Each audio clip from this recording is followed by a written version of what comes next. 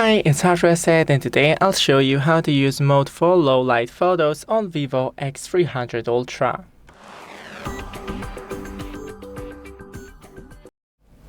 First, open the camera and find landscape and night. Right here you can change the zoom, the colors right here.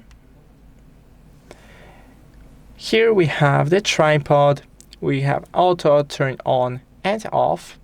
You can see how long the shutter speed will be. You can change the resolution,